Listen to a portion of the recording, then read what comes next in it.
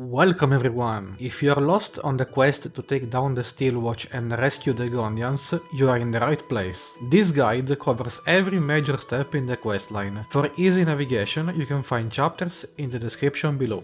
If you've been following the Iron Hands questline, head to their Rivington hideout in a cave below the cliff near Sword Coast Couriers. Inside, speak with Wulbren, accept his request, and you will get a rune powder bomb for later use. If your playthrough choices prevent this, don't worry, I will also show you an alternative method to deal with the Steelwatch. Your next move is to infiltrate the Foundry. While there are various approaches, I've found the simplest way is to stealthily slip through the main gate. I strongly recommend approaching this section with a single high dexterity character carrying lockpicks and able to cast Speak with the Dead, or alternatively Fly or Misty Step. Keep in mind that these are optional and only necessary if you wish to explore every minor step in the questline. Once inside, moving towards the people in the center of the first area will trigger a cutscene. Afterwards, unless you want to pass a deception check to avoid starting a fight with the guards,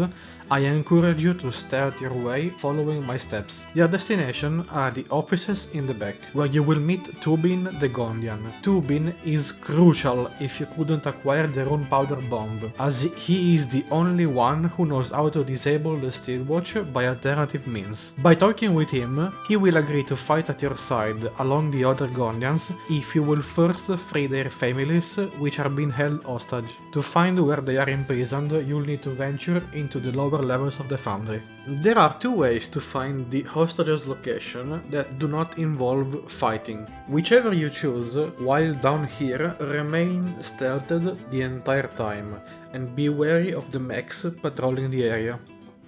The first and fastest method requires Fly or Misty Step in order to reach a document on a shelf on the other side of the area.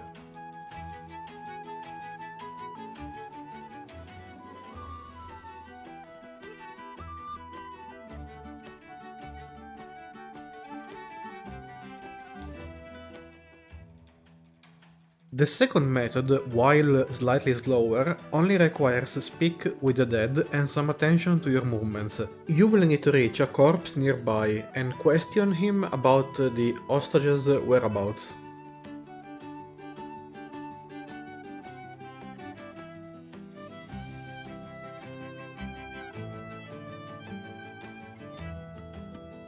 Once your quest is updated, you can go back the same way you came from and leave the Foundry.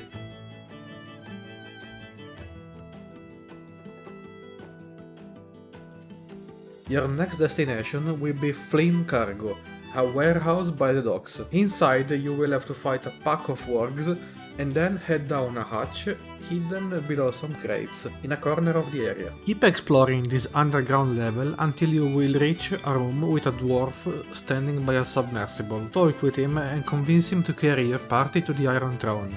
During the trip, Gortash will warn us that if we proceed, he will kill everyone, but we have no choice. Dock and get ready to face a difficult scenario. While I can't tell you which party members to bring for this, I can provide with some insights on how I personally dealt with the situation. You will have a limited number of available turns, depending on the difficulty level you are playing at, to rescue everyone before the place will finally explode. There are three groups to save: the hostage Gondians, Omelium the Mind Flayer, if you've met him before, and Will's father, Duke Ravengard. My recommendation is to take a character with healing abilities like Shadowheart to rescue the Duke in the Eastward, a character with decent mobility and damage to rescue the hostages in the Westward, and the characters with best mobility and possibly damage, South and Southwest, to rescue the remaining hostages and Omelium. To break through Omelium's door, you will need a character with a blunt weapon that can hit for at least 50 damage in a single swing. Once freed, Omelium will be able to teleport himself and one nearby ally